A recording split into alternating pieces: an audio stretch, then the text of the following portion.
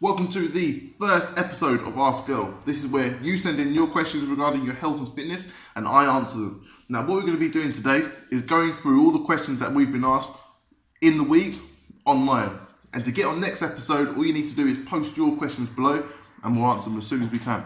So now it's time for our first question from Helen Furrow. Helen asks, how long should you allow recovery after following an illness before returning to training? A general rule of thumb from the medical industry is that you always exercise below the site that's affected. So for example, if your cardiovascular system's affected, if your lungs are affected through a flu or a cold or a cough, then it means you want to stay away from exercising anything above. So that means anything that's going to make you breathe heavily, and you want to start to exercise maybe at lower intensity your muscles instead.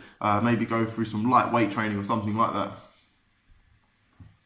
Now, when it comes to my advice, what I'd recommend is that you increase your vitamin C, increase your general nutrition, making sure that you're taking as many vitamins and minerals in as you can. But as well as that, go into the gym with an intended effort level. That means that, for example, if you feel like you can handle about a 3 out of 10 level of exercise, that you stick to that. You might even find that with a 3 out of 10 level of exercise, the endorphins released actually make you feel quite a bit better. Your lungs and your heart start moving, start relieving some of that congestion, and you actually feel a lot better after you exercise. Now the second question is from Sunny Lark.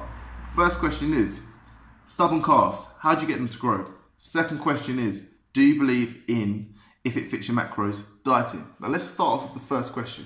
Calf muscles really are no different to other muscles in your body. They might have a slightly higher concentration of organelles or cell components which increase endurance, which would make sense, but they're always still going to be affected by the three main components of muscle growth. That is load, making sure they get stronger, time under tension, which can be interpreted as range of motion or rep range, and as well as that, metabolic stress. Let's go into these. So when it comes to loading your calves, you basically need to make sure they're getting stronger. So therefore you should be increasing the weight that you're using, maybe about 2.5 kilos per session, focusing on a nice big range of motion. Secondly, time under tension, that kind of goes with the others. So you can put this on the back burner, but it basically means that you might want to stick to a certain ratio of time going in the concentric and eccentric phase. So you might push out for 3 seconds, let it come back for 3 seconds. When it comes to metabolic stress, this is where you can use drop sets or supersets. A drop set would be literally cutting the weight after you've exhausted the muscles by about 20%, then getting as many reps as you can after that, and then continuing that until you fully fatigue the muscles.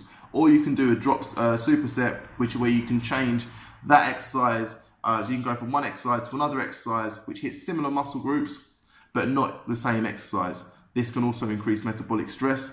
The way metabolic stress increases growth is that you start to develop parts of the cell which start to pump nutrients into the muscle. So you can start off with higher glycogen, you can get higher glycogen stores and other components of the cell which retain more water, retain more fluid, and then you get a nice fuller look of the muscle. But as well as that, you can start to hypertrophy different muscle groups or different muscle types, different muscle tissue types. Next is Sunny Lark's second question. Do I personally believe in if it fits your macros dieting? My personal opinion is this is something which has taken off because it's deemed as easier, which is for most things. If you look at the health and fitness industry, let's look at HIIT training. HIIT training is basically saying that you're going to get just as fit or burn more calories by spending less time. If we look to Shaun T's 20-minute workout, same thing.